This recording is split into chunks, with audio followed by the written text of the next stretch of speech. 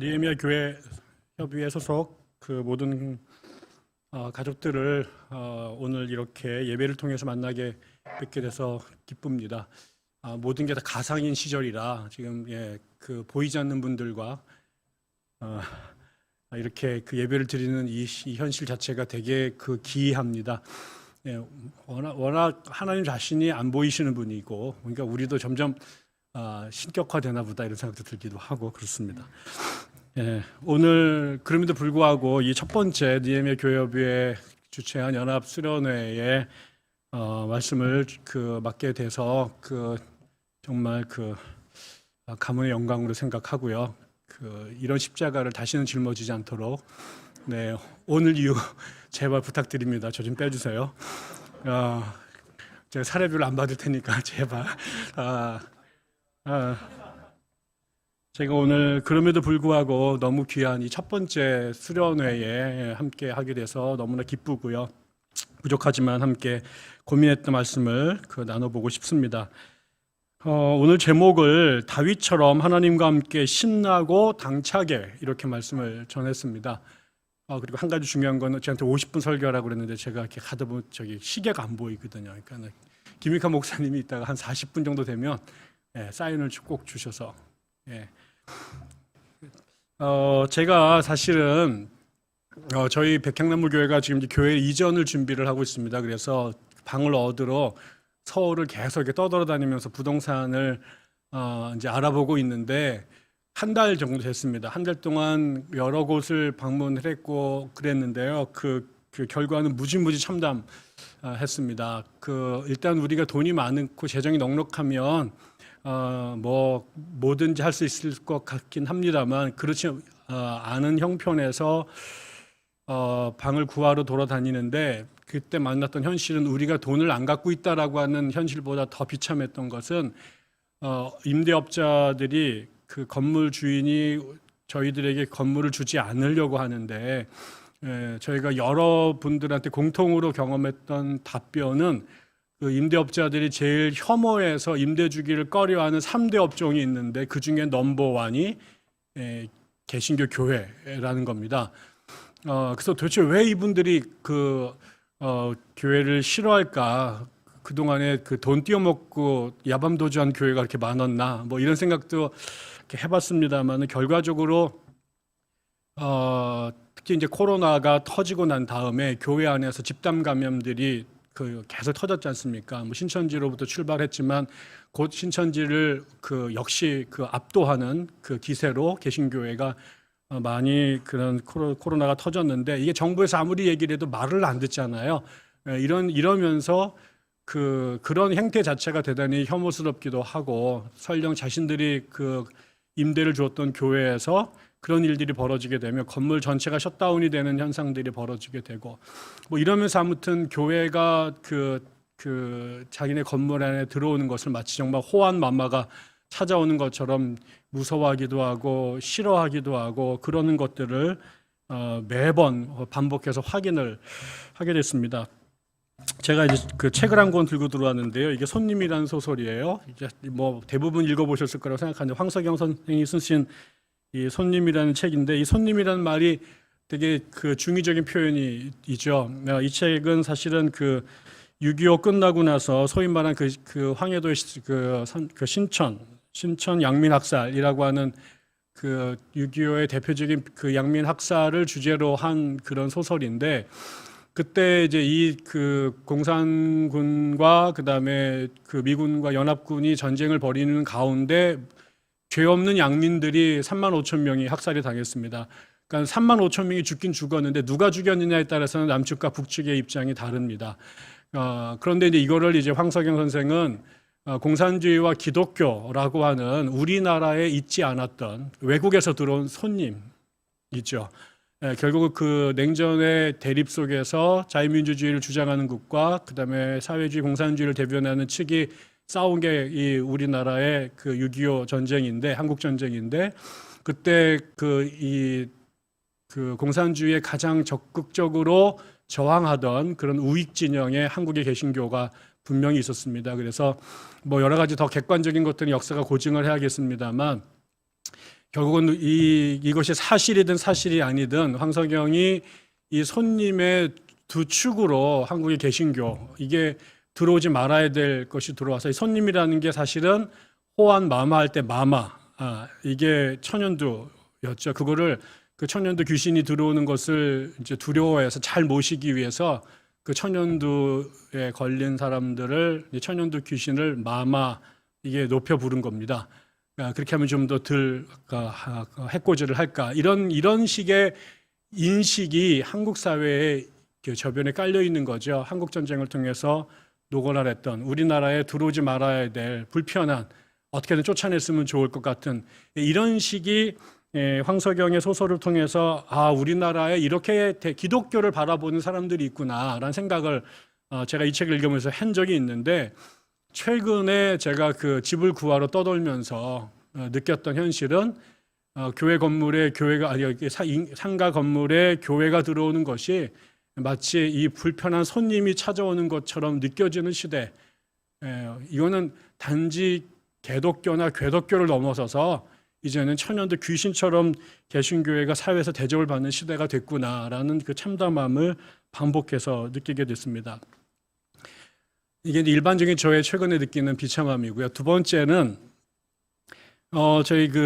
제가 아는 선배님이 제가 존경하는 선배님이 최근에 만나서 말씀을 나누는데 이분이 이제 우리 느헤미야에 관심도 많고 합류도 하게 되셨습니다. 그래서 근데 이분이 얼마 전에 그 절친한 그 친구분을 만났는데 이분이 아주 유명하고 거대한 대형교회 담임 목사님이시래요. 근데 그분께 이렇게 얘기하시다가 우리 느헤미야라는 이 느헤미야와 또 느헤미야 교회협의회에 대해서 이렇게 소개를 하고 이런 사람들이 있다라고 했더니 그분의 그 반사적인 반응이 아직까지도 그렇게 한 줌도 안 되는 무리들이 그렇게 허황된 꿈을 꾸고 있는 애들이 남아 있나? 이렇게 농담 반 진담 반 얘기를 했다라는 거죠.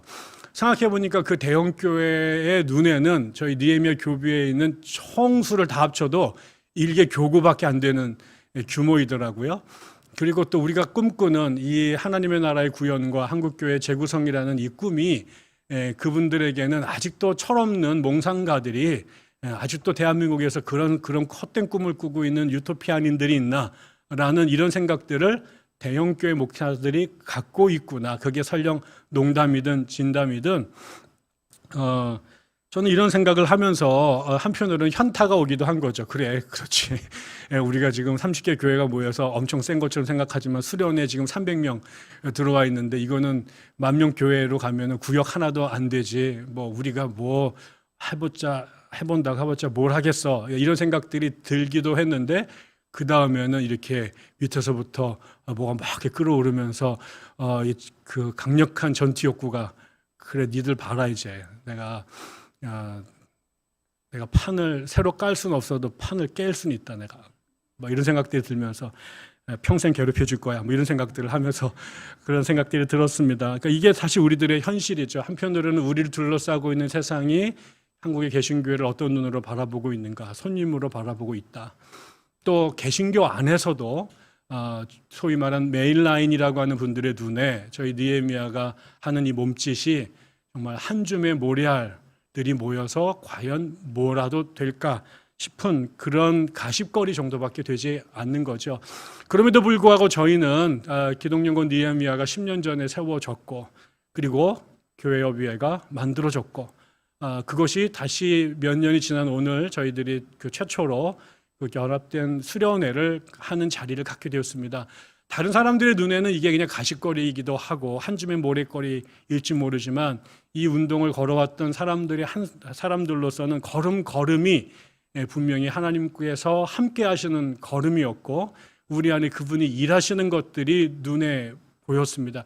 여기에 지금 앉아 계시는 우리의 동지들 또 우리의 친구들 그리고 예배를 참관하고 있는 우리의 모든 교우 한 사람이 이 일이 하나님께서 하시는 일이다라고 하는 가장 분명하고 구체적인 증거입니다. 여러분들이 숨을 쉬고 살아있고 오늘도 이 모임이 드려지고 있다는 것 자체가 이 일은 몇 사람의 몽상가들이 모인 유토피아니스트들의 몽상의 자리가 아니라 이 땅에 하나님의 나라를 구현하시고 한국교회를 재구성하시려는 하나님의 의지가 우리들을 통해서 드러나고 있다라고 저는 믿고 확신합니다. 그런 맥락에서 우리가 생각해 보니까는 제일 그런 이야기를 들으면서 우리가 처해 있는 현실이 마치 지금 이 벌판에서 골리앗과 싸우겠다고 그 앞으로 걸어가고 있는 소년 다윗의 모습과 비슷하다라는 생각들이 들었습니다. 그러나 우리가 이 말씀을 하나님의 말씀으로 믿는다면, 그리고 그것을 지난 3000년 넘게 유대인들과 개신교인들이 이 땅에서 한 번 이루어진 역사적 사건이 아니라 이 땅을 이루어 가시는 하나님의 역사를 대변하는 대표적인 스토리다. 그래서 그것은 한 번으로 끝날 예외적 사건이 아니라 우리 안에서 반복적으로 재현되고 실천되고 구현되어야 될 패러다임이다 라고 생각을 한다면, 여전히 우리가 걸어가는 오늘 우리의 길, 오늘 예배도 우리 앞을 가로막는 수많은 골리앗들을 우리들의 짱돌로 우리가 던진 짱돌에 의해서 하나씩 허물어 가면서 이방인들이 지배하려고 하는 그 세상에 당신의 나라를 세워가는 거룩한 전쟁의 일환일 것이다 라는 생각들을 해봅니다. 그래서 이 말씀을 생각해 보면서 과연 우리가 어떻게 이 시대에 부름받은 다윗들로 우리에게 주어진 책임들을 감당할 수 있을까 한번 생각을 해봤으면 좋겠습니다.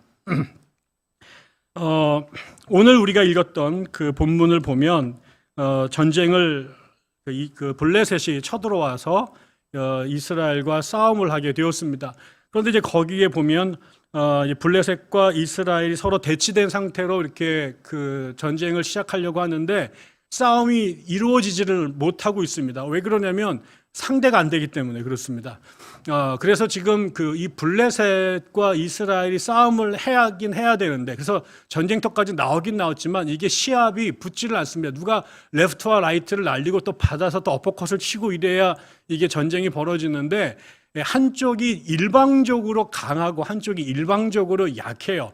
그러다 보니까는 전쟁이 되지가 않아요. 그래서 약한 쪽이 완전히 쫄아서 지금 벙커 속에 들어가서 눈만 내밀고 이렇게 관망하고 있고, 저쪽은 이제 싸움을 하려고 왔는데 애들이 안 나오니까 이제 약이 오르기도 하고 뭐 심심하기도 하고, 그래서 거기에 이제 우두머리인 골리앗이라고 하는 괴물같이 생긴 애가 나타나서 계속 이스라엘 사람들의 심기를 자극하는 거죠. 그래서 사람들이 나와서 전쟁을 하도록 부추깁니다. 그런데 그때 이제 그 골리앗을 소개하는 글들이 여기에 나오죠. 그 사람이 얼마나 상상할 수 없을 만큼 거대하고 강한 존재였는지.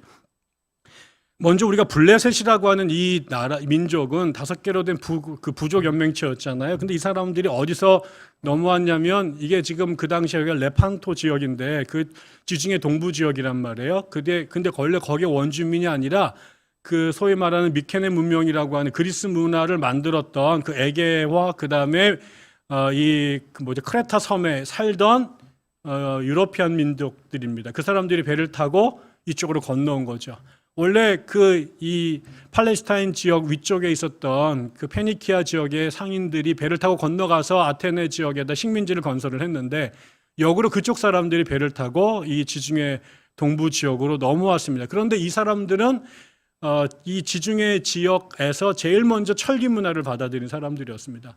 여기에 보면은 온통 머리부터 발끝까지 청동으로 뒤집어 씌워놨는데, 단지 청동의 단계를 넘어서서 철기 문화에 진입한 사람들이 블레셋 사람들이었죠. 그리고 여기에 그 이스라엘 백성을 보면 사울 임금 정도가 제대로 된 그 전투복을 입었고, 나머지들은 그 집에서 목동 일하거나 농사 짓다가 몰려 들어오고, 아마 뭘 들었을까요? 도대체 뭘 들었는지 잘 여기 소개도 안 됩니다. 무기 자체가 소개가 안 되는, 그러니까 공식적 전쟁에 사용될 무기가 등록이 안 된 민족이라고 생각할 수가 있을 것 같은 그런 사람들과 전쟁을 한 거죠. 근데 그 중에 가장 강력했던 블레셋의 골리앗을 이렇게 소개하고 있는데, 키가 커요. 근데 키가 6규빗이래요.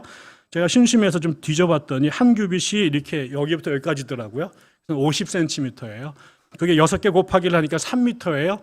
거기다가 이제 한 뼘이래잖아요. 한 뼘이 20cm에서 25cm 정도 되니까 이 말을 문자적으로 그대로 믿으면 3m 20 정도 키가 되는 사람입니다.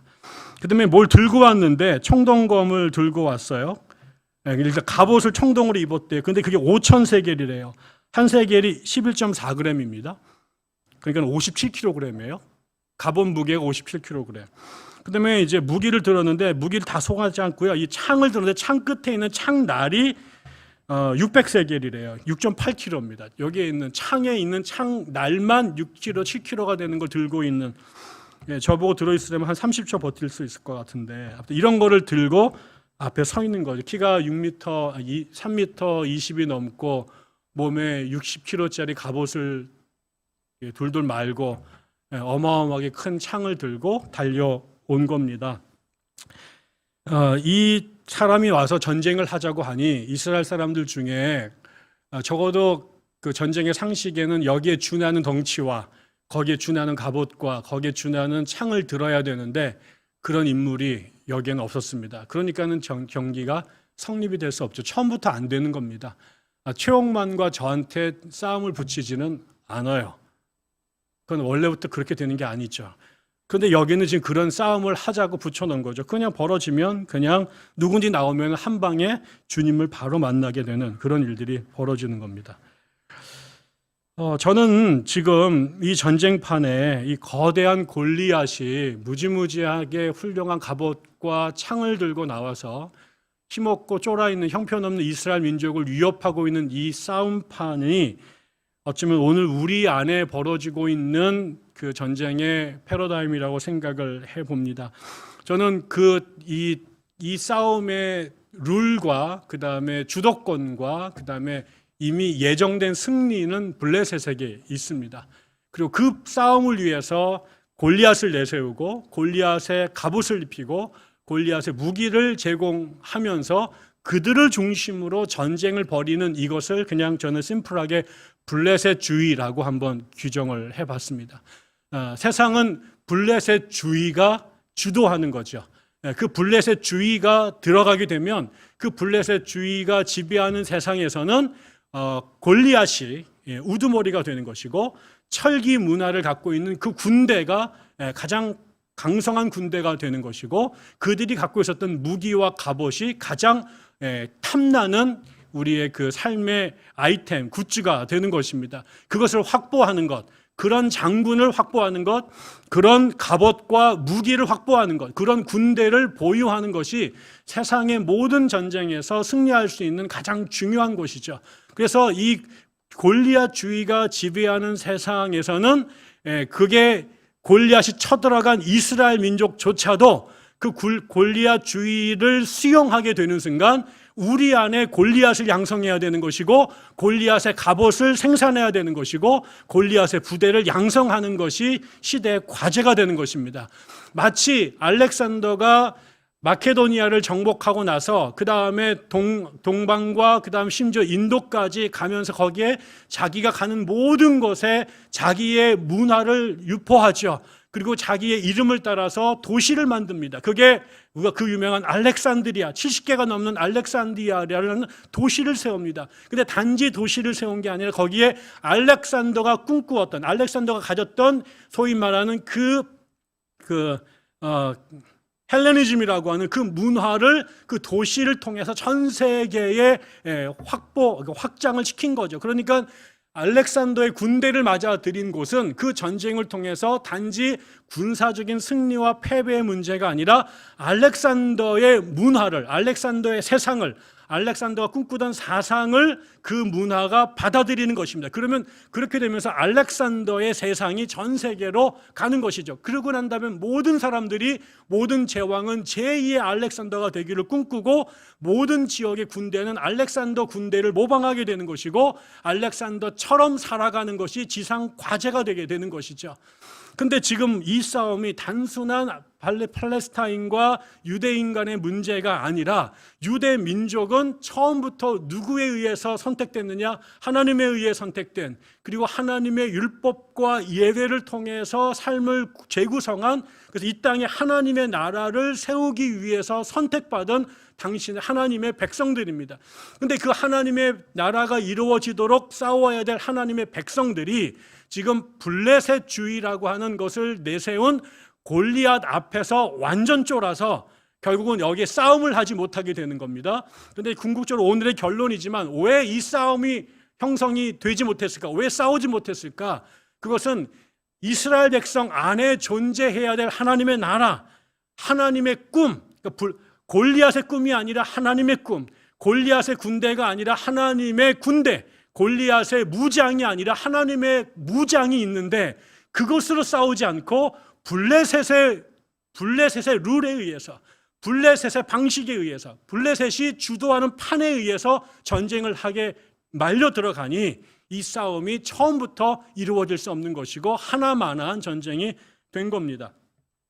저는 오늘날 이 문제를 우리 안으로 끌고 오면 결국은 이 블레셋의 덩어리, 덩치, 갑옷, 군대, 그들의 무기, 이러한 것들로 이스라엘 민족을 지배하고 다스리려고 하는, 그래서 하나님의 나라가 이 땅에 존재하지 못하도록 박멸하고 삭제하려고 하는 그런 의도들이 오늘날 21세기 대한민국 버전에도 그대로 존재한다고 생각합니다. 많은 사람들은 한국 교회가 존재론적 위기를 초래하는 것은 그건 신천지나 안상홍파 하나님의 교회가 전도하기 때문이거나 아니면은 종북 좌파 세력들이 교회에 들어와 가지고 교회를 흔들게 하거나 아니면은 정부가 기독교를 탄압하기 때문이거나 아니면은 유발 하라리 같은 인간이 신이 되었다고 떠들어대는 세속적 인본주의자들이 많아지기 때문이라고 한국 교회가 주장하지만 저는 그렇게 생각할 수가 없어요.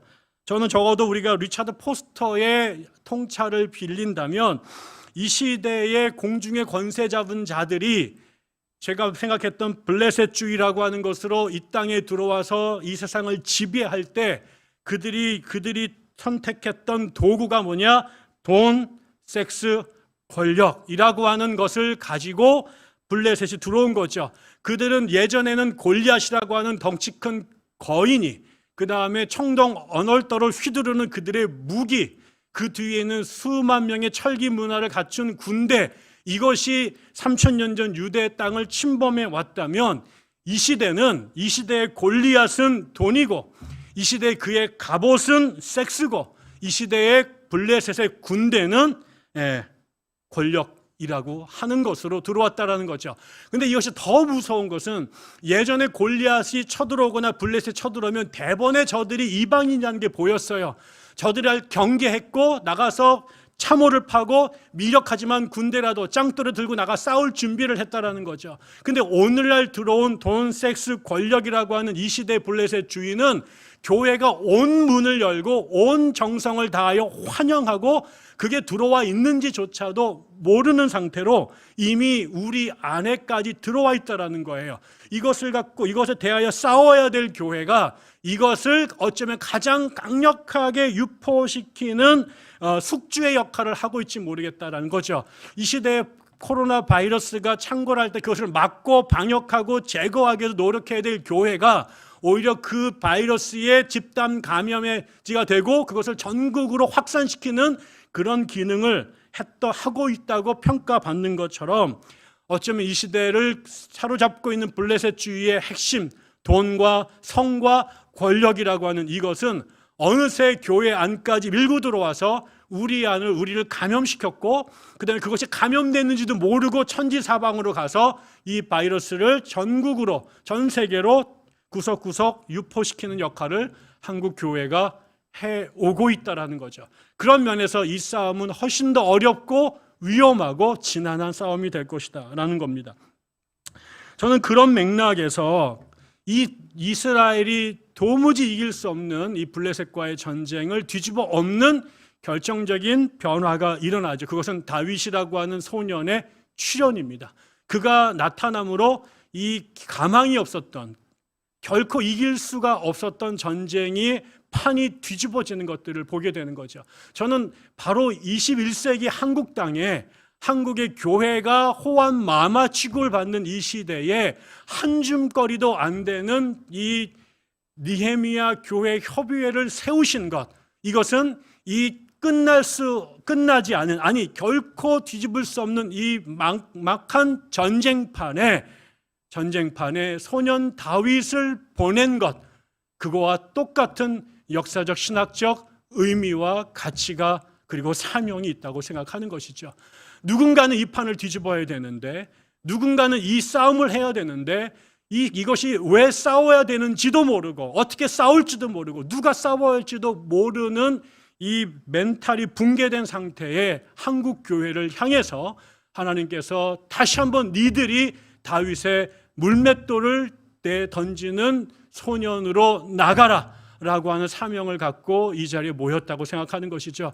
여기서 우리가 다윗 짓을 하느냐, 아니면 다윗의 출전을 근본적으로 가로막는 그의 형 엘리압이나 아니면 사울이나 그다음에 우리를 개무시하는 골리앗들에게 기가 죽어서 경기를 포기할 것인가, 여기에 따라 저는 단지 우리 개인의 문제가 아니라 한국 교회의 미래가, 그다음에 운명이 달려있다고 감히 생각합니다. 다윗이 그 자리에 갔을 때 아무도 인정하지 않았습니다. 아무도 그가 사고를 칠 거라고 기대하지도 격려하지도 예상하지도 못했습니다. 그러나 하나님에 대한 우리가 지금부터 나눌 그 다윗이 하나님을 알고 하나님을 믿고 하나님 안에서 도전했을 때 그를 통해 어떤 일이 벌어졌는지를 우리가 보잖아요. 이것이 단지 과거에 아주 예외적인, 그 다음에 한 번밖에 일어나지 않았던 사건이라고 치부해 버린다면 우리는 더 이상 성경을 읽어야 될 아무런 이유가 없고, 한 줌꼬리도 안 되는 우리들이 이 운동을 시작해야 될 아무런 이유가 없습니다. 동의 안 되신 분들은 지금 텔레비를 끄고 밖으로 나가 주시기를 주의 이름으로 부탁을 드립니다. 그러나 만약에 여러분이 하나님 말씀을 하나님 말씀으로 이해하고 우리에게 주신 그 사명이 있다고 동의가 되신다면 우리는 오늘 말씀을 붙잡고 하나님과 씨름해야 될 거라고 생각을 합니다. 먼저 우리가 고민해야 될 것은 이 끝나지 않는 전쟁, 아니 도무지 이길 수 없을 것 같은 이 전쟁을 전혀 다른 국면으로 끌고 나가는 다윗의 출현이 있었는데, 그 다윗이 결국 이 싸움을 이긴단 말이에요. 우리는 결과를 알고 있어요. 다윗에 의해서 판이 뒤집어졌어요. 아무도 상상하지 못했던 엄청난 역전승이 벌어진단 말이에요. 그럼 어떻게 다윗이 그 싸움에서 승리할 수 있었을까? 그냥 하나님이 함께 하셨어, 이렇게 이해하면 너무 쉽죠. 그러나 그 하나님이 함께 하셨다는 그 대명제 아래 아주 구체적인 각계 전투들이 있었습니다. 구체적인 강론들이 있었습니다. 제가 먼저 보고 싶은 것은요, 골리앗이 쳐들어와서 하나님을 모욕하죠. 그래서 다 알았어요. 지금 하나님의 백성의 군대를 저 이방인이 할례받지 않은 녀석이 와서 모욕하고 있다라는 것을 모두가 들었으니까 알았죠. 그런데 다윗이 그 현장에 들어갔을 때 발견했던 것은요, 이렇게 나와 있습니다. 다윗이 아버지가 그 형들 빵 갖다 주라 해가지고 도시락 들고 이렇게 아무 생각 없이 갔잖아요. 그런데 지금 이 싸움이 벌어지고 있는 기가 막힌 현상을 봐요. 그래서 이제 다윗이 이게 뭔지 모르잖아요. 그래가지고 이게 뭔 일이에요? 라고 이제 사람들한테 이제 얘기를 했죠. 그랬더니 사람들이, 거기에 있었던 군인들이 다윗에게 이제 설명을 해주기 시작을 합니다. 상황 설명을 해주는데 군인들이 뭐라고 말하냐면요, 25절에 이렇게 나옵니다. 저기 올라온 저자를 좀 보게. 군인들이 서로 말하였다. 또 올라와서 이스라엘을 모욕하고 있어. 임금님은 누구든지 저자를 죽이면 많은 상을 내리실 뿐 아니라 임금의 사위로 삼으시고 그의 집안에는 모든 세금을 면제해 주시겠다고 하셨네. 27절에 가면 군인들은 앞에서 말한 내용과 같이 저자를 죽이는 사람에게는 이러저러한 상이 내릴 것이라고 대답해 주었다. 다윗이 들어가서 이렇게 이스라엘이 모욕을 당하는 상황을 보고 이 아이가, 우리 표현을 하면 제 표현은 뚜껑이 딱 열렸습니다. 열이 확 받쳤습니다. 여러분, 저도 싸움을 잘 못해요. 못하게 생겼잖아요. 그래서 싸움을 별로 해본 적이 없어요. 근데 제가 여기 경기도 고양군에서 어릴 때 자랐는데 제가 몇 번 싸움을 한 적이 있습니다. 근데 그 당시에는 우리 아이들이, 경기도 고양군 아이들이 무식했는지 그냥 어릴 때부터 입만 열면은 쌍욕을 그렇게 서로 해가지고 이렇게 끝나고 집에 가다가 이렇게 헤어지면은 막 너무 아쉬우니까 덕만아 잘가 이 개 뭐뭐뭐 이렇게 이런 얘기를 그냥 내가 그 배 목사님, 김 집사님 이렇게 부르듯이 그냥 뒤에 개 시리즈가 이렇게 붙어서 얘기를 했단 말이에요. 그런데 그러다 이제 이렇게 갈등이 생겨가지고 화가 나면 서로 욕을 막 해요. 그런데 나를 개 자식이라고 부르든 아니면은 뭐 개 같은 뭐라고 부르든 다 넘어갔는데, 가다가 이게 화가 나면 그 다음에 욕이 어디로 가요? 엄마하고 아버지 욕을 하기 시작해요. 그때는 바로 짱돌을 드는 겁니다. 그 전까지는 내가 무슨 욕을 해도 야, 뭐 얼굴이 어떻게 생겼다, 무슨 공부를 못한다, 운동을 못한다, 뭐 개랑 닮았다, 별 욕을 다 하지만 이것도 선이 있는 거예요. 다 참지만 거기서 니네 엄마가 어떻다라는 등, 니네 아버지가 어떻다 그러는데 거기서도 허 그러면은 그거는 정말 돌에 맞아 싼 거죠. 그때는 참으면 안 되는 거죠. 이스라엘 민족이 하나님을 들먹이면서 욕을 하는데 지금 그 얘기를 딱 듣는 순간 다윗의 첫 번째 반응은 심장이 뛰기 시작한 거죠. 여기에서 막 피가 끓어오르기 시작한 거죠. 내가 힘은 하나도 없고 어찌할 수 없지만 이거를 그대로 듣고 있는 것 자체, 그리고 허거리거나 그 다음에 그 외면해버리는 것 자체가 용납될 수 없는 거예요. 그런데 지금 다윗이 만난 그 이스라엘 군인들 가운데 단 한 명도 다윗과 똑같은 분노와 울분을 느끼는 사람이 없어요. 설령 자기가 육신이 늙고 병들어서 내가 돌멩이를 하나 들을 수 없어서 내가 이게 천추한이 된다, 그러나 어떻게 내가 저 소리를 듣고 참을 수 있느냐라고 말하는 사람이 단 한 명도 없어요. 여기 뭐라고 나와요? 야, 임금이 말하는데 나가서 쟤 잡아 죽이면 돈 준대, 세금 면제해 준대, 인생 한 방에 해결되는 거야. 이 소리를 계속해서 만나는 군인들이 이놈이 저놈이 서로에게 그 소리를 반복하고 있어요. 지금 하나님의 군대가 모욕을 받고 하나님의 나라가 땅에 떨어지는 이 상황을 보고 어린아이도 뚜껑이 열리고 피가 끓어오르고 치가 이게 끼밀어 올라서 정신이 마비가 되는데, 전쟁에 나가 있는 이스라엘 백성 가운데 누구 한 명도 이 문제에 피가 끓고 치욕을 느껴서 혀를 깨무는 사람이 없단 말이에요. 그리고 나서 한다는 소리가, 여기서 누군가가 나와서 저놈을 잡으면 인생이 로또가 당첨된다, 이 소리를 계속 짓거리고 있는 거예요. 오늘날도 마찬가지인 것이죠. 다윗의 가장 심각했던 그리고 가장 중요한 것은요, 다윗은 이 문제를 신학의 문제로 본 거예요.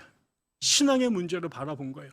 단지 이방 민족과 우리나라와 다른 나라가 군사적으로 싸움을 하는 정도의 문제가 아니라, 힘센 놈과 힘이 적은 놈 간의 격투기를 벌이는 정도가 아니라, 지금 자신들이 이 땅에 세우실 하나님의 나라가 할례도 받지 않은 이방인에 의해서 무참하게 짓밟히고 모욕당하는 이것을 나의 문제로, 하나님의 나라의 문제로 끌어안으니, 내 문제로 안고 우리 민족으로 안고 우리 하나님의 문제로 끌어안으니 피가 끓었단 말이에요. 오늘날의 한국 교회의 문제가 뭐겠습니까? 한국 교회가 땅에 떨어지고, 교회가 하나님의 영광을 가리우고, 교회의 십자가가 홍등가의 빨간 라이트만도 못하고 대지 정육점에 빨간 불빛만도 대접을 못 받는 이런 세상을 보고 단 한 명도 옷을 찢는 사람들이 없는 거죠. 한국 교회가, 하나님의 나라가 무너지는 것 앞에 석고 대제하는 목사들이 없고, 이것 때문에 금식하는 교인들이 없고, 이것 때문에 하나님 앞에 땅에 머리를 찢는 그리스도인들이 없는 거예요.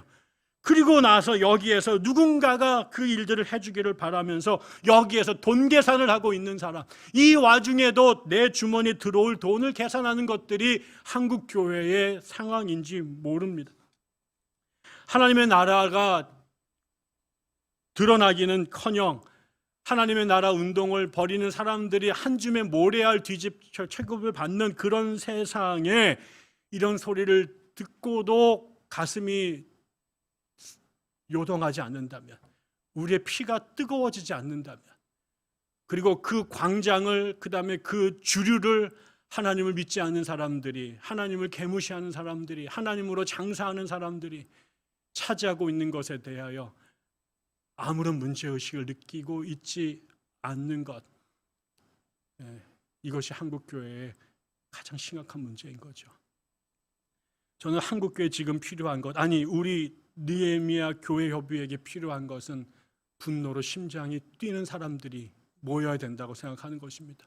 여기에서 다시 주판안을 튕기고 생존 전략을 찾고 출구 전략을 찾는 사람들이 아니라, 이 대한민국 땅에, 대한민국의 교회 안에서 하나님의 나라가 무너지고 있는 것에 대하여, 한국 교회가 무너지는 것에 대하여 피가 끓어오르는 열혈 청년들이 필요한 것이죠. 나이를 먹거나 덜 먹거나 상관없이요, 남자와 여자와 상관없이요, 교육을 얼마나 많이 받았는지와 상관없이요, 돈을 얼마나 많이 갖고 있느냐 없느냐와 상관없이요, 적어도 우리가 예수쟁이라면 이 시대의 상황을 보면서 한국 교회가 호환마마 취급을 받는 것을 보고 심장이 뛰지 않으면, 분노가 치밀어지면 이 전쟁은 시작도 하지 못할 거라고 생각합니다. 두 번째는 또 피가 끓었을 뿐만 아니라 다윗에게는 무기가 있었습니다. 저는 그 다윗의 무기가 세 가지였다고 생각이 들어요. 하나는 육체적인 무기가 있었고요, 두 번째는 신학적인 무기가 있었고요, 마지막엔 신앙적 무기가 있었다고 생각합니다. 저희에게 필요한 것은 이 세 가지입니다. 많은 사람들은 하나님이 다 하셨어 라고 생각해서 우리가 아무것도 해야 될 것이 없다고 생각하기도 합니다. 또 어떤 사람들은 우리가 이런 사람과 돈과 조직을 가졌기 때문에 우리가 다 할 수 있어 라고 생각하지만 그렇지도 않습니다. 세상을 바라보는 정교한 학문과 과학의 연구가 우리에게 분명히 필요하지만, 어쩌면 이 시대 그리스도인들에게 제일 중요한 것은 우리들 눈 안에 세상을 보는 신학적 눈을, 세상의 눈을 성경과 하나님의 관점에서 바라볼 수 있는 통찰이 함께 필요합니다. 그것은 마치 칸트가 하나님이 우리의 감각으로 포착되지 않기 때문에 신학은, 하나님은 철학의 주제가 되지 못한다고 삭제해버렸던 것처럼, 이 세상의 자연과학이나 세속의 인문주의 학문으로는 하나님이 보이지 않거든요. 하나님의 나라가 감지되지 않거든요. 그래서 그들은 하나님의 나라를 논할 수 없어요. 그러나 기도하는 사람, 예배하는 사람, 성령을 체험한 사람들에게는 세상을 보는 또 다른 눈이 필요해요. 그것이 바로 신학의 눈이에요. 그것이 우리에게 필요한 거죠. 하나씩 볼까요? 다윗은 먼저 자신의 몸뚱아리로 무기를 만들었어요. 다윗이 와가지고 전쟁으로 나가겠다고 하니까 형이 와가지고 막 개무시를 합니다. 네가 이게 전쟁 구경하러 농땡이 치면서 일 안 하고 왔구나 그러면서 막 화를 내죠. 사울도 보니까 네가 전쟁 한 번도 안 해봤는데 그 어린아이가 뭔 싸움을 하겠느냐, 그래서 집에 가서 놀아 이렇게 얘기를 하죠. 또 나중에 골리앗이 보니까 이게 홍안이래요. 얼굴이, 홍안이 내 친구 이름이 오홍안인데 아무튼 홍안이 이게 얼굴이 새빨개 가지고 애기 젖비린내 난 놈이 와가 전쟁하게 되니까 개무시를 했단 말이에요. 그런데 그 사람들이 모르는 게 있었어요. 그런 얘기를 하자 다윗이 열받아 가지고 임금 앞에 나가 가지고 자기의 커리어를 쭉 읊습니다. 목사 여기 임금님, 제가 그냥 논 게 아니라요, 제가, 우리 형들 잘 모를 텐데 제가 그래도 이래봐도 목동 출신인데요, 그냥 목동을 한 게 아니라 밖에 나가서 양을 치다 보니까 사자하고 곰이 나타납니다. 그래서 우리 양을 먹으려고 그래요. 근데 그놈들이 양을 물어가지고 막 도망갑니다. 근데 제가 쫓아갔어요. 여러분, 이 사건이요, 내가 한 번 일어난 게 아니에요. 이게 종종 끊임없이 벌어지는 거죠. 왜? 사자와 곰도 양이 필요해요. 그걸 먹어야 지들이 살 거 아니에요. 근데 거기에 어린아이가 양을 데리고 가니까 이거는 완전히 따놓은 당상 아니에요? 그러니까 이놈들이 맨날 다윗의 양들을 노렸겠죠.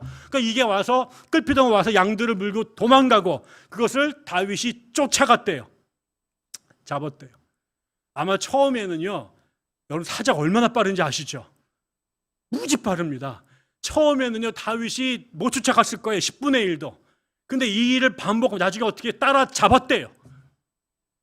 우사인 볼트가 된 거죠. 처음에는 100m도 못 뛰던 아이가 1km, 2km를 쫓아가서 잡아낼 수 있는 우사인 볼트와 황영조가 결합된 인간이 된 거예요. 엄청난 다리와 폐활량이 늘어나기 시작한 거죠. 거기에 쫓아가서 뭐예요? 갔더니 이놈이 양을 물고 있는데 사자의 아가리를 끄집어서, 주둥이를 끄집어서 빼냈대요. 사자의 입이 얼마나 센지 아시죠? 사자는 달리는 것도 잘하지만 한 번 물으면 이거 절대 못합니다. 근데 그것을 했죠. 한 번은 하다가 튕겨나가겠죠. 두 번, 세 번, 네 번 하다 어떻게 돼요? 이게 아놀드 슈왈츠제네거의 팔뚝을 갖게 된 겁니다. 그냥 단지 역기 들고 이런 러닝머신 달린 게 아니라 현장에서 뛰어다녔고 쫓아가서 그놈의 입을 벌리는 일들을 했고, 나중엔 어떻게 해요? 돌로 쳐 죽이는 일들을 했어요. 몰랐어요. 사람들은 그냥 목동인 줄 알았어요. 그 바닥에서 수년을 뛰어다니고 돌을 던지고 입을 벌리면서 자기도 몰랐는데 나중에 온 몸이 살인병기로 성장한 거죠. 자기는 이게 짐승하고만 놀았기 때문에 실전을 한 번도 뛴 적이 없어요. 그러니까 사람들은 커리어에 안 오거든요. 이번에 여러분 신유비라는 아이가 우리가 그 올림픽에 갔잖아요. 이 아이가 국제 경기를 거의 뛴 적이 없어요. 랭킹이 없어요. 그러니까 사람들이 신유빈이가 왔는데 랭킹이 하나도 없으니까 이거는 동네 애인 줄 알았잖아요. 근데 그 어린아이들한테 세계 탑랭커들이 다 혼쭐이 나지 않습니까? 그때 유승민이라고 하는 탁구협회장이 그런 얘기를 했어요. 우리의 비밀 병기는 유빈이다. 왜? 이 아이의 전력이 전혀 노출되지 않았다. 일본의 이또를 물릴 수 있는 유일한 애다. 이런 얘기를 한 적이 있습니다. 자기는 몰랐어요. 그러나 그 목적을 한 건 아니에요. 그러나 그가 보냈던 그 야전에서의 시간이 결코 헛되지 아니에요. 괜히 이 아이가 짱돌을 던졌는데 우연히 맞아가지고 뇌출혈이 된 게 아니에요. 정말 센 거예요. 그럴 수 있도록 그의 몸이 야전에서 단련이 됐다고 저는 생각하는 것입니다. 이거를 누가 알아요? 아무도 몰라요. 본 적이 없기 때문에. 근데 누구는 알아요? 다윗은 알았어요. 자기 안에 어떤 다리가 있고 그 다음에 어떤 팔뚝이 있는지를 알았어요. 그러다 보니까 뭐예요? 자기가 싸웠던 이 스파링의 대상이 누구냐? 이게 그 지나가는 고양이나 개구리가 아니에요. 사자였고 곰이었어요. 한두 번이 아니라 헤아릴 수 없을 만큼 많은 싸움을 했죠. 이스라엘의 백성들은 한 명도 곰과 사자와 스파링을 해본 적이 없어요. 그에게 골리앗은 무서운 괴물이에요. 그러나 허구한 날 야전에서 사자와 곰과 뒹굴었던 그에게는 뭐예요? 타잔이 된 거죠. 그 타잔에게는 골리앗이나 사자나 곰이나 그놈이에요. 그래서 안 쫀 거예요. 나머지는 싸워본 적이 없고 경험한 적이 없어요. 그러나 이 친구는 이미 야전에서 그 경험을 했어요. 그렇기 때문에 자기 안에 자기의 몸이 바뀐 걸 알고 있고 남들이 갖고 있지 못한 근육과 심폐 기능과 팔다리를 갖고 있다는 걸 자기가 알았어요. 그리고 싸워봤거든요. 사자와 싸워봤고 곰과 싸워봤기 때문에 골리앗은 사람이거든요. 저놈하고도 싸울 수 있다는 자신이 있었던 거죠. 그것은 그가 몸으로 견뎌낸 거예요. 몸으로 혹독한 훈련과 실전을 통해서 자기의 무기로 만든 거예요. 하나님이 하시지만 하나님이 아무나 데리고 그냥 하신 게 아니에요.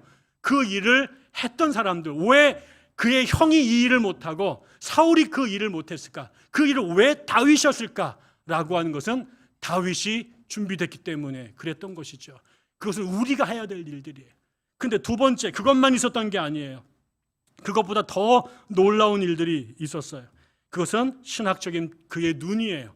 이 싸움을 벌이는데 사람들은 다윗을 봤어요. 다윗을 봤더니 어리단 말이에요. 그 다음에 군인도 아니란 말이에요. 갑옷도 입지 않고 칼도 들고 있지 않았어요. 그리고 여기에 보니까 저기에는 훨씬 더 커다란 막강한 용병 중에 용병인 골리앗이 있단 말이에요. 그들의 눈으로 그들이 갖고 있는 전쟁과 전투에 대한 상식과 통념으로는 이건 애초부터 안 되는 싸움이에요. 그거는 맞아요. 그들의 기준에.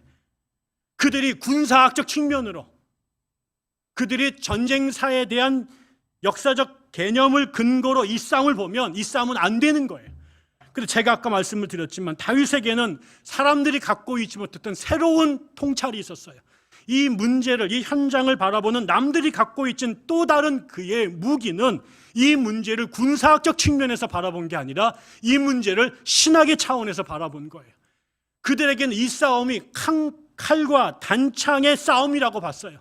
골리앗과 이스라엘의 군대와 싸움으로 봤어요. 철기 문화와 석기와 청동기, 중간기 문화의 경쟁으로 본 거예요. 훈련된 군대를 갖고 있고 막강한 군사력과 무기를 갖고 있는 정예부대와 오합지졸의 농민 군대와의 싸움으로 봤어요. 그렇게 보면 이 싸움은 맞아요. 골리앗이 이길 수밖에 없고 이스라엘은 절대 상대가 되지 않아요.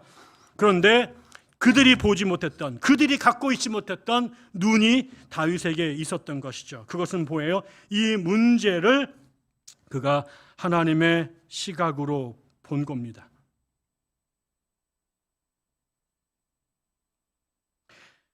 다윗은 먼저 47절에 보면 이렇게 얘기를 하죠. 주께서는 칼이나 창 따위를 쓰셔서 구원하시는 것이 아니라는 것을 여기에 모인 이 모든 무리가 알게 하겠다. 전쟁에서 이기고 지는 것은 주님께 달린 것이다. 주님께서 너희를 모조리 우리 손에 넘겨주실 것이다. 세상의 눈을, 전쟁을 군사학적 측면에서 바라보는 사람들에게 이 다윗의 이 이야기는 아무것도 모르는 철부지의 헛소리에 불과할 것입니다. 하나님을 인정하지 않고 하나님을 경험해보지 못했던 이교도들에게는 다윗의 이러한 신학적 관찰과 해석과 주장이 얼토당토하지 않은 헛소리에 불과할 것입니다. 그러나 하나님을 알았던, 그리고 자기가 그 괴물들, 짐승들과 야전에서 싸움을 할 때 그들의 발톱과 그들의 이빨과 그들의 패거리로부터 자신을 번번이 구해내시는 것을 경험했던 다윗에게는 단지 이 세상과 이 전쟁을 군사학적, 그 다음에 손자병법의 눈으로만 볼 수 없는 또 다른 결이 있다는 것을 그가 알았던 거죠. 이 세상을 블레셋의 관점에서 본 대형교회 목사의 눈에는 여기에 모인 우리들은 한 줌의 모래알에 불과합니다. 광화문을 사로잡고 있고 한국 대형교회 교회마다 또아리를 틀고 있고 거대한 자금과 힘을 갖고 있는 한국의 부패한 교회들, 그리고 그 바깥에서 기독교 자체를 개독교라고 부르고 하나님의 존재를 부정하고 그리고 하나님의 교회를 호환 마마보다 혐오하는 사람들이 둘러싸여 있는 세상 한복판에 우리들이 그들의 눈으로, 세상의 눈으로 볼 때 우리는 처음부터 이 전쟁을 시작할 의미가 없는 것입니다. 하루도 빨리 끝내고 집으로 돌아가는 것이 현명할 것입니다. 그런데 문제는 그들이 보지 못한 것을 우리는 봤고, 그들이 느끼지 못했던 것들을 우리는 느꼈고, 그들이 체험하지 못했던 것들을 우리는 체험을 해버렸습니다. 하나님이 계시다고 하는 것, 그분이 이 세상을 창조하셨다는 것, 지금도 이 세상의 주인은 청와대도 백악관도 아니고 무기를 갖고 있는 군사업자들이나 아니면 세상의 다국적 기업도 아니라 이 세상의 주인은, 창조주는, 권세는 야훼 하나님 만군의 주 그분께 있다는 걸 우리가 봐버렸거든요. 우리가 체험했거든요. 우리를 달라붙는 수많은 야수들 앞에서 우리를 건져내시고 우리를 흑암 속에서 빛으로 구해내시고 죽음에서 생명을 빚어내시는 하나님을 우리가 봤거든요. 그러니 우리는 이 싸움을 단지 경제의 눈으로, 정치의 눈으로, 군사의 눈으로 볼 수 없고 그들이 보지 못한 하나님의 눈, 하나님 나라의 눈, 야훼 하나님 그분의 눈, 그것으로 우리가 이 세상을 보게 되는 거죠. 그 볼 때 창을 들고 나와 전쟁을 하겠다고 하는 저들이 우쭐거리고 이 싸움은 자기들에게 속했다고 주장하지만 하나님이 말씀하십니다. 하나님은 싸움을 하시는데 그 하나님에게는 칼과 창이 필요 없으시답니다. 하나님은 세상은 칼과 창을 들어야 전쟁을 할 수 있고 이길 수 있다고 말하는데 다윗은 하나님이 이 싸움을 하시되 그분에게는 창과 칼이 필요 없다고 말하십니다. 그것을 다윗은 알았습니다. 그리고 이 싸움은 블레셋과 골리앗에게 속한 것이 아니라 이 싸움의 주관자는 하나님이신 것을 그가 알았습니다. 그것을 알아보니 이 싸움이 바뀌는 거예요. 싸움의 룰이 바뀌었어요. 싸움을 주장하는 심판자가 바뀌었어요. 다윗은, 아니 골리앗은 칼과 창으로 싸우는 싸움이라고 생각이 들어서 그 무지막지한 갑옷을 입고 그 무지막지한 창을 들고 나왔는데 이 싸움에서는 칼과 창이 필요 없는 거예요. 그거를 다윗은 알았고 골리앗은 몰랐던 거죠. 칼과 창이 필요 없는 싸움에서 나중에 다윗이 뭐로 싸웁니까? 물맷돌을 던지죠. 그 물맷돌에 다윗 골리앗이 쓰러지고 난 다음에 성경은 그렇게 말하고 있습니다. 하나님은 칼과 창 없이 골리앗을 쓰러뜨리셨다. 모든 사람들이 앞으로 가고 있을 때 맨 앞에 선 사람이 1등이라고 생각하지만 순식간에 하나님께서 호루라기를 부르시면서 뒤로 돌아, 그러면 1등과 꼴등이 바뀌는 것입니다. 칼을 쓰는 전쟁인 줄 알고 칼을 들고 나왔는데 그 경기를 물맷돌의 싸움으로 바꿔버리는 순간 골리앗은 그냥 살덩어리와 쇳덩어리에 불과한 것입니다. 그 판을 하나님이 바꾸십니다. 전쟁은 골리앗에게 속한 것이 아니라, 그들이 생각하고 만들어놨던 무기에게 속한 것이 아니라 이 전쟁의 주관자는 하나님이십니다. 하나님이 갑옷을 벗으라고 하는 그 순간 갑옷을 입고 온 자들은 무용지물이 되는 것이고, 니들이 들었던 칼을 내려놓으라고 말하는 순간 그의 청령 언월도는 쇳덩어리에 불과한 것이고, 덩치 큰 놈들 무릎 꿇어라고 말하는 순간 3m짜리는 다윗에게 상대가 되지 않는 것입니다.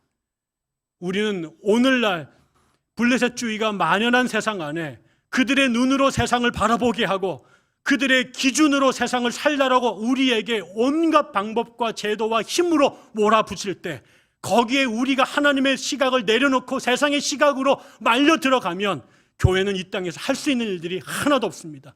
루저 중에 루저가 될 것입니다. 그러나 어느 순간 하나님께서 휘파람을 부르시면서 경기 규칙을 바꾸시겠다고 말하십니다. 더 이상 칼과 창으로 싸우지 않고 우리가 물맷돌의 싸움을 하게 만들 것이고, 갑옷을 입은 자들이 아니라 소년 양치기들이 전쟁을 주도하도록 판을 바꾸시는 겁니다. 역사의 주관자, 이 세상을 만드신 분은 하나님이십니다. 블레셋이 골리앗이 아닙니다. 저희들에게 필요한 것은 경제학을 공부하고 정치학을 공부하고 그리고 인문 사회과학을 공부하는 것도 중요하지만, 그 세상이 공부하지 않는 그 다음의 것, 그 세상의 눈을 돈과 힘이 아니라 만군의 주 하나님이 역사하시는 그 사실을 꿰뚫어 알 수 있는 신학적 성찰이 필요한 것입니다. 교회는 사회학을 배우러 오는 것이 아니라 성경을 배우러 오는 것입니다. 교회는 철학자들의 현명한 통찰을 들으려고 하는 아카데미가 아니라 만군의 여호와 하나님, 그분의 육성의 음성을 듣기 위한 하나님의 성서인 것입니다. 우리가 능해야 될 것은 사회학과 정치학과 경제학의 지식이 아니라 세상을 하나님의 눈으로 볼 수 있는 성경에 대한 지식과 하나님의 눈으로 세상을 바라볼 수 있는 하나님 나라 신학의 눈인 것입니다. 그것을 목사들은 가르쳐야 되는 것이고 성도들은 여기에서 그 공부를 할 수 있어야 되는 것입니다. 목사들이 하나님의 나라에 대하여, 성경에 대하여 모르는 것에 대하여 쪽팔려 하지 않고 자기가 갖고 있는 철학적, 사회학적, 인문학적 지식을 자랑하는 것, 그것이 세상을 바꿨다면 벌써 세상은 하나님의 나라로 바뀌었겠지요. 그러나 소크라테스 책조, 칸트의 책이, 그 다음에 롤즈의 책이 세상을 바꾸는 것이 아니라 하나님의 말씀이 세상을 바꿀 수 있습니다. 우리에게 그것을 공부하라고 부르신 것이죠. 마지막이 있습니다. 다윗에게는 육체의 무기, 신학의 무기를 넘어서서 믿음의 무기가 있었습니다. 훈련했습니다. 근육을 키웠습니다. 누구보다 짱돌을 세게 던질 힘이 있었습니다. 이 싸움이 하나님에 의해서 이루어지는 새로운 전쟁이라는 것도 보았습니다. 이해했습니다.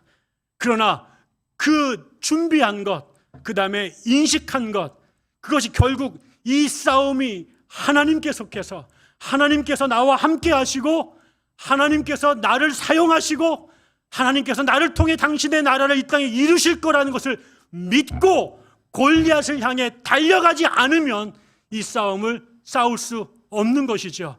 그런데 다윗은 몸으로 훈련했고 그 다음에 신학적 통찰로 상황을 파악했을 뿐만 아니라 이 싸움이 하나님께 속한 것을 알고 자기가 하나님을 믿고 하나님 앞에 하나님과 함께 골리앗을 향해 달려갔습니다. 이스라엘 사람들도 그 자리에 있었고 그들도 성경을 읽었고 제사를 지냈던 사람들이었지만 이스라엘 민족 가운데 누구도 자신들이 나가 그와 싸울 때 하나님이 그와 함께 하신 것을 믿고 창과 칼이 아니라 하나님의 이름을 선택한 사람은 없었습니다. 오직 다윗만이 이 싸움의 무기로 하나님의 이름을 의지하고 나간 것이죠. 말세의 믿음을 보겠느냐라고 생각하십니까? 주께서 말씀하셨습니다. 이 시대에 우리에게 필요한 것은 그 골리앗과 맞서 싸우기 위해서 우리에게도 용사가 필요하고 슈퍼스타가 필요하다. 우리에게도 철기 문화가 필요하고 총동, 갑옷이 필요하다. 그래서 사람이 필요하고 돈이 필요하고 그 다음에 뛰어난 인재들이 필요하다. 돈을 모아야 되고 새를 불려야 되고 우리의 힘을 키워야 된다라고 생각합니다. 그러나 하나님은 한 번도 그걸 요구하신 적이 없었습니다. 하나님은 한 번도 수와 양과 무기의 퀄리티를 신경 쓰신 적이 없었습니다. 하나님이 우리에게 요구하시는 것은 이 싸움이 내게 속했던 것을 네가 믿느냐? 그 싸움에 네가 나에게 동참하겠느냐? 내가 달려가는 그 대오에 너도 함께 서겠느냐? 라고 하는 요청이죠. 우리에게는 그것이 필요합니다. 이 싸움이 하나님께 속한 것이고 우리가 그분을 선택할 때 나의 이 연약한 손을 그분이 더 강력한 손으로 붙잡으시고 내 마음이 흔들릴 때마다 그분이 나의 심장을 붙잡으셔서 끝까지 나와 함께 하실 거라는 그 믿음, 그것에 의해서 모두가 골리앗과 블레셋을 선택할 때 단호히 나는 하나님 편에 서겠다고 하는 것. 세상의 그 멸시와 오해와 비아냥에도 불구하고 나는 여전히 하나님 편에 서겠다고 하는, 한국교회가 전부 다 우상하게 바알에게 굴복하고 굴종할 때 나는 마지막까지 야훼 편에 서겠다고 하는 그 결단이 우리에게 필요합니다. 세상은 우리에게 돈을 요구하고 건물을 요구하고 덩치를 요구하고 정치 권력을 요구하지만 하나님이 우리에게 원하는 것은 어린아이의 소박한 믿음입니다. 저는 이 일을 우리 느헤미야 교회협의회가 했으면 좋겠습니다. 여러분과 함께 그 싸움을 한번 싸워보고 세상 삶을 마쳤으면 좋겠습니다. 대단한 거 아닙니다. 말을 거창하게 드렸습니다만 결국 우리가 할 수 있는 일들은 가장 소박하고 작은 것에서부터 시작이 되는 것입니다. 하나님이 우리를 떡대 거대한 대형교회로 묶어주시지 않고 한 줌도 안 되는 정말 코딱지만한 교회들의 연합체로 이 땅에 존재하는 가장 빈약하고 별 볼 일 없는 느헤미야 교회, 기독연구원 느헤미야가 무인가 야간 신학교로 출발하더니 그 현합회조차도 그 3부 리그의 사람들끼리 모인 것처럼 보일지도 모릅니다. 제발 나보고 이런 얘기 공개적으로 하지 말라고 무수한 사람들이 얘기를 했으나 우리끼리니까 한 번만 더 하겠습니다. 그럼에도 불구하고 그 일은 거기서부터 출발하라고 우리의 출발선을 거기에 그어주셨다고 생각합니다. 여기서 출발했으면 좋겠습니다. 아무것도 아닌 것처럼 아무 힘도 없는 것처럼 보이지만 그 벙커 밑에 들어가 있는 그 작은 사람들 그 자리에서 이렇게 출발해봤으면 좋겠습니다. 돈의 환장한 세상과 달리 자기 배만 채우기 위해서 돈을 버는 세상과는 달리 우리는 함께 먹고 살기 위해서 돈을 벌어야 됩니다. 함께 먹고 살기 위해서. 그래서 최소한 나그네에게 물 한 그릇 기꺼이 퍼줄 수 있는 교회가 됐으면 좋겠습니다. 다른 것부터 말고요. 지나가다 들린 사람들에게 아낌없이 물 한 그릇 떠줬으면 좋겠습니다. 오늘 하나의 교회가 저에게 물 한 그릇을 떠줬습니다. 영원토록 기억하겠습니다.